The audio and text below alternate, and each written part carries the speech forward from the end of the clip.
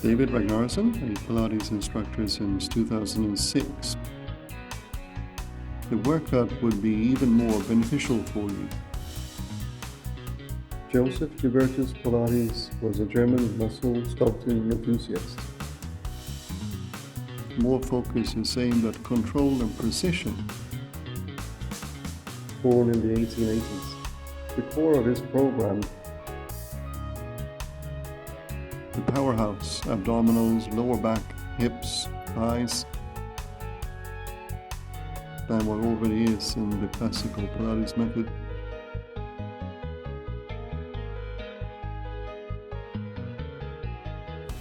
Ironside Pilates series. From a Pilates perspective, what is well-being, exercising and fitness? The Ironside Pilates series will give you straightforward views and explanations of the exercise form Pilates, as well as what it means to be feeling well, healthy and fit.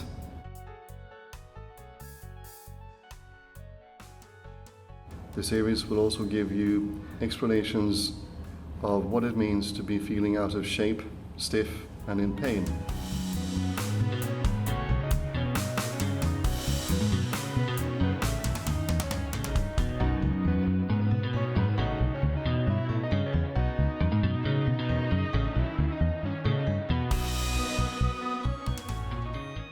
You'll also be given explanations of how to gain fitness, maintain fitness, and through exercising get well from pain and injury.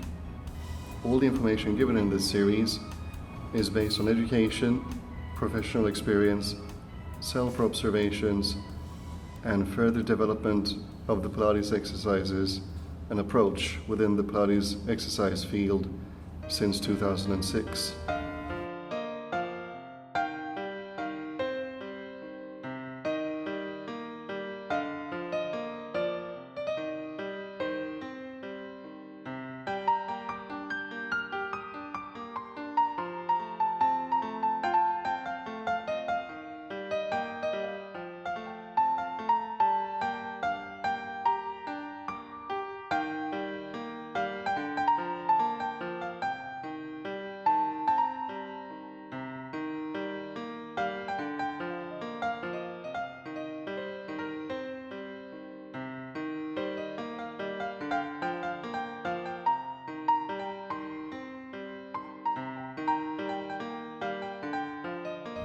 The information that you'll be given has the structure of simple explanations without mechanical or anatomical expressions. It is for anybody to take in, regardless of prior or current health and fitness level or fitness knowledge.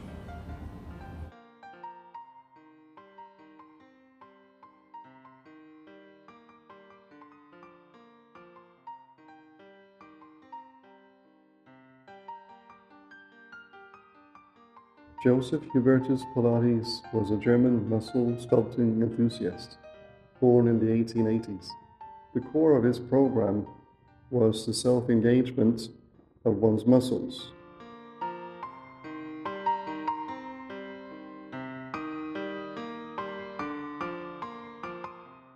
Think of self-engaging muscles similar to how you clench your fists. That is the simplest way we can flex muscles without having to use any external weights or external resistance. We create the resistance and weight in our own muscles.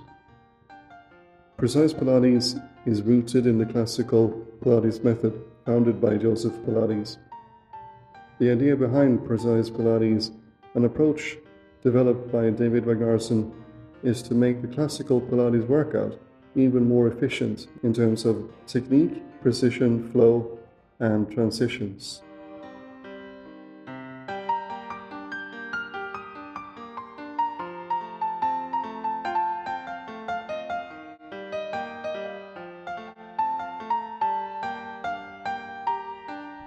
David Ragnarsson, a Pilates instructor since 2006, believes that if more focus is aimed at control and precision than what already is in the classical Pilates method, the workout would be even more beneficial for you.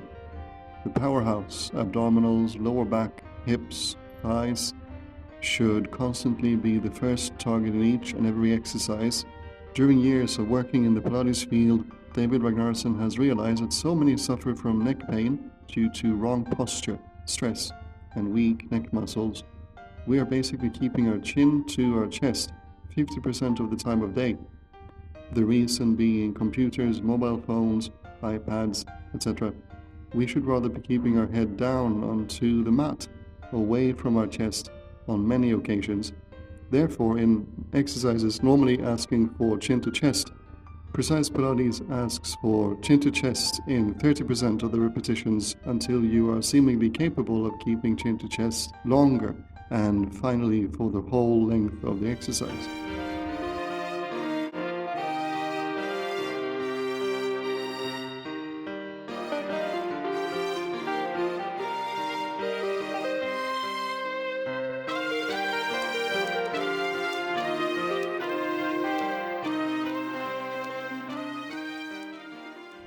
In Josef Pilates' original exercise program, the spine made out the center pillar, which had to be kept in its natural shape whenever possible in the positions and performance of the exercises.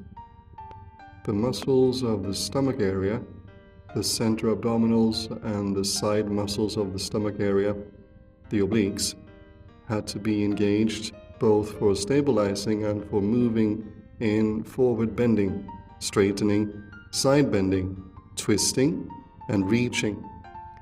This is because those muscles very much surround the lower back, which is the naturally weaker part of the back.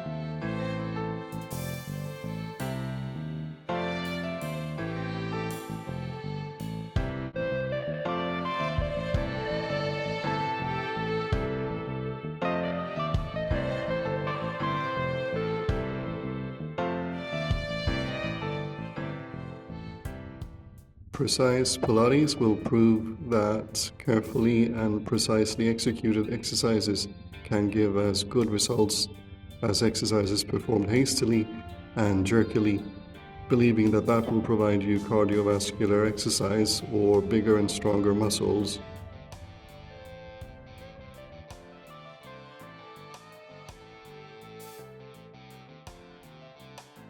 From an early age, Josef Pilates was already exercising yoga and studying anatomy from an anatomy book given to him by a family member.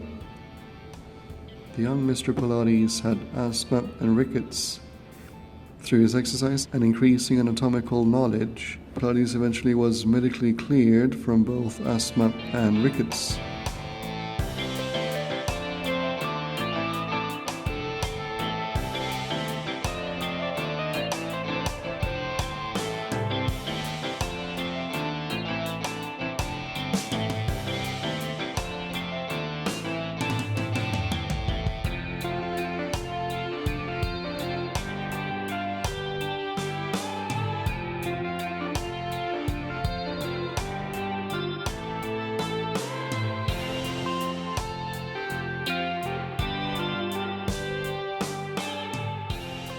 Having grown strong and medically fit, mainly through his physical activity, Pilates started developing his personal exercise regime and structure of program. Precise Pilates exercises ask you to perform a maximum of 12 repetitions, never more, sometimes fewer. During these repetitions, you should use control, precision, and flow, and you should use your full power so that you could not make more than the advised number of repetitions. It's not repetitive work we look for, it is efficient work.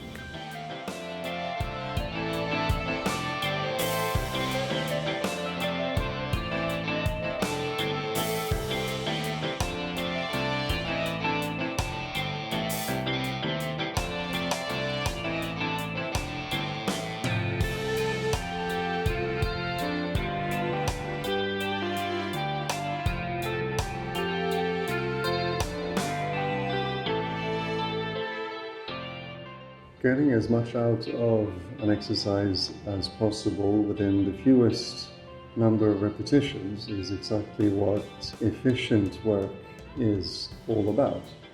For example, by flexing one gluteus buttock and at the same time straightening our legs to a certain amount, we can self-engage our quadriceps, our thighs, adductors inside thighs, and abductors outside thighs. By slowly bending our knees within the engagement, we can engage our hamstrings, backside of thighs. In Josef Pilates' exercise program, the spine made out the center pillar, which had to be kept in its natural shape whenever possible in the positions and performance of the exercises. The muscles of the stomach area, the center abdominals, and the side muscles of the stomach area, the obliques, had to be engaged both for stabilizing and for moving in forward bending, straightening, side bending, twisting and reaching. This is because those muscles very much surround the low back, which is naturally the weaker part of the back. Pilates' idea and approach to activate the abdominals was to make those muscles move closer in toward the low back spine and make the abdominals at the same time move up toward the chest. An inward-upward motion of the abdominals to activate and keep them engaged like that. That is literally and physically the core of Pilates. From that, with the abdominals kept engaged, the movement of any of the body weight-based exercises were then performed, never letting the abdominals out nor down. Doing exercises like this keeps our muscles always working. We add strengthening of hips, legs, feet, back, shoulders, arms, neck, etc. by engaging those parts of us individually to the already engaged abdominals.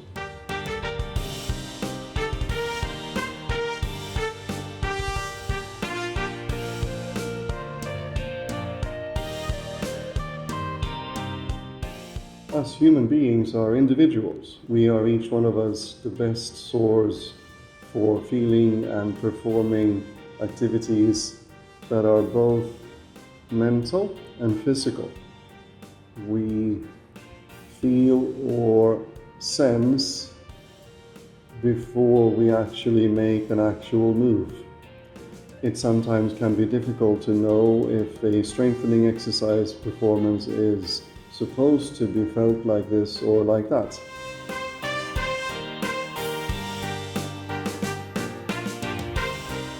There are those who always will like and enjoy the feeling of tiring muscle work.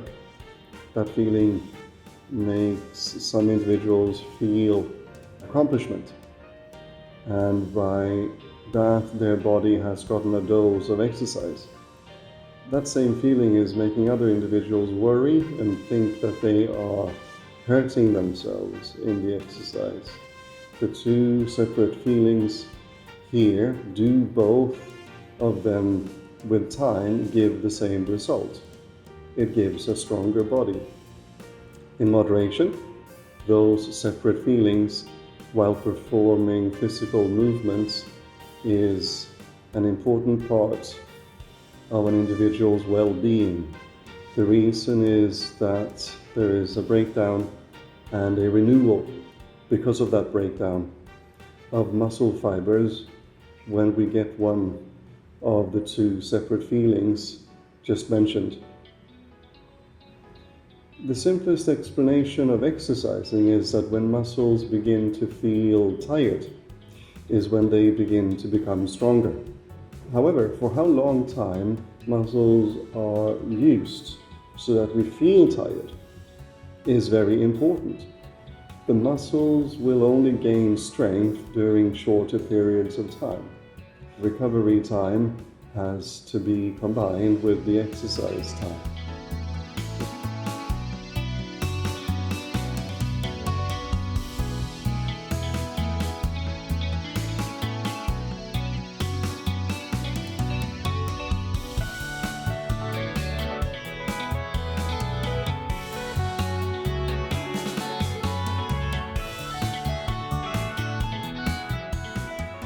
If the muscles do not get enough rest and recovery, the build-up of strength and energy is less. There's not enough gain from our workout. When doing workout and exercise sessions, the tired feeling can to some of us be very similar to pure pain. To some of us, the tired feeling can be enjoyable. To some of us, the tired feeling can be something we really do not like. To some of us, the tired feeling happens very early into the current exercise. For some, it takes a longer time before the tired feeling happens. For some, that tired feeling when doing exercise takes many months to be felt. The reasons for why the human body responds so differently will be talked about later.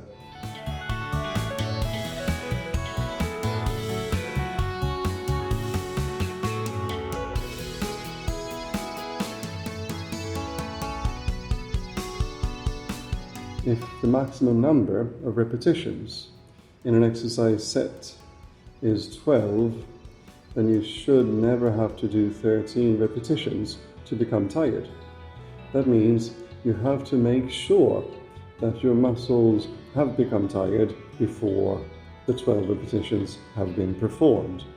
Accomplishing that tiredness within a given number of repetitions is more difficult or less difficult depending on what kind of exercise it is that you're doing. Not only that, it also depends on how used you are to exercising, how tall you are, how long legs or arms you've got in relation to your upper body, and how long your upper body is relative to your legs and arms. One thing has to be made true. You have to make it feel difficult. You have to make your muscles tired. The first thing to do in order to accomplish muscle tiredness and difficulty within the given number of repetitions is to manually make your muscles flex. In other words, make your muscles feel hard to the touch. Muscles are flexing, getting harder in the direction in which you are moving a body part, the body part in question. That is true to any part of your body that has connection to a joint. To give an example, use your right hand and make a tight fist. With a hand being a tight fist, now bend your wrist so that your fist goes down towards the inside of your forearm. Keep the wrist bent like that and keep your fist tight. With your left hand, the other hand, now touch the inside area of your right forearm, about 2 inches from your elbow. You're going to feel that that area is hard. Now exercise can be performed. Then relax your fist while still touching the same inside area of your right forearm. You will feel it is soft. It does not flex that muscle anymore. Exercise cannot be done. The result will not be what you wanted it to be anymore.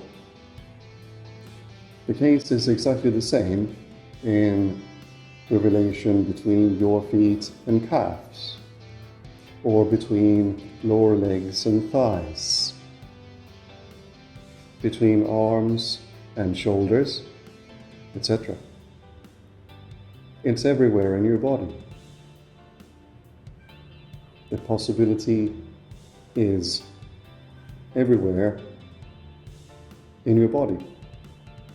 Thank you for listening to episode 1 of the Ironside Pilates series from A Pilates Perspective.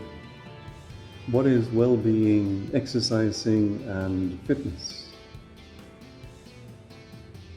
Don't forget to subscribe to our YouTube channel. And we are also on Facebook. Like us there.